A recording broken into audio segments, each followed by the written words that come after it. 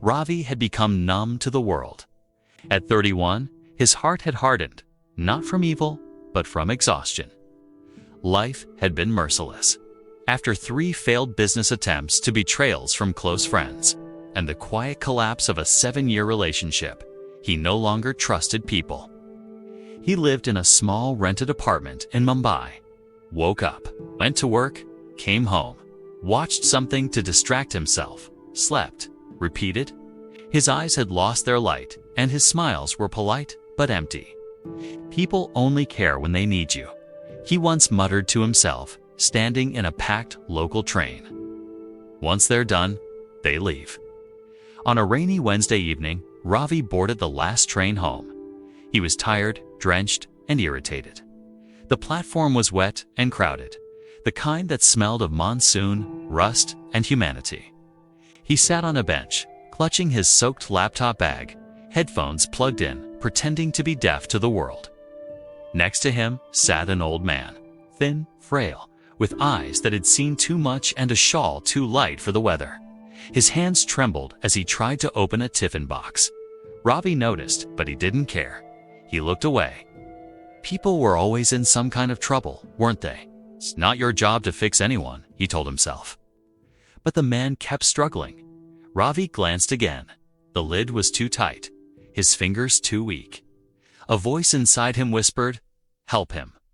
Another louder voice said, "Why should I? No one helps me."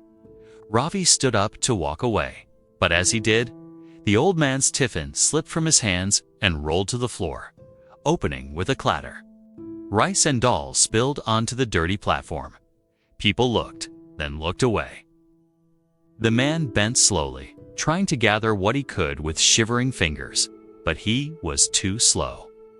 A few crows swooped in, pecking at the food. He froze. So did Ravi. For the first time in months, something cracked in him. He knelt down silently. With his own hands, he began picking up the tiffin, brushing the lid clean with his shirt, collecting what rice he could. The old man watched, confused. "You don't have to," he whispered. "I know," Ravi replied softly. "That's why I'm doing it." The man's eyes welled up. "I was just trying to eat before the next train," he said. "My wife used to pack this for me before she passed." Ravi paused. He looked into those eyes. There was no victimhood there, no begging, just quiet pain. "Do you live nearby?" Ravi asked. The man nodded. 2 stations down. "My son used to come get me, but not anymore. He's busy with his new family." Ravi felt a familiar sting. That word again. Used to. It echoed through his own life too. Used to be in love. Used to have dreams. Used to trust people. Ravi stood up and gently took the man's bag. "Come," he said, "let's get something warm to eat."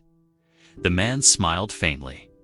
"There's a small stall near the chai vendor. He knows me." They walked slowly in the rain, Ravi shielding the old man with his own bag. The food stall owner recognized him instantly and served them hot khichdi without charge. "Good people still exist," the stall owner said, glancing at Ravi. "Not really," Ravi muttered. "I'm just trying." The old man ate quietly, savoring every bite like it was gold. After dinner, they sat in silence, watching the rain draw lines on the glass. "Do you always come here?" Ravi asked. The man nodded. "Same bench. Every Wednesday evening, just to sit. My wife used to love watching the rain here." Ravi swallowed hard. Moments passed. "Do you mind if I join you next time?" he asked. The man smiled. "I'd like that," he said. The next week, Ravi came back. And the next. Not because he was trying to be noble, but because something in him was healing. He began noticing things again. The way the chai steamed in the cold, the laughter of children playing near the tracks, the small, quiet beauty of life. The man told him stories. About his youth, his losses, his hopes. Not to preach, but to remember. One day, Ravi asked, "How do you stay kind after everything you've gone through?"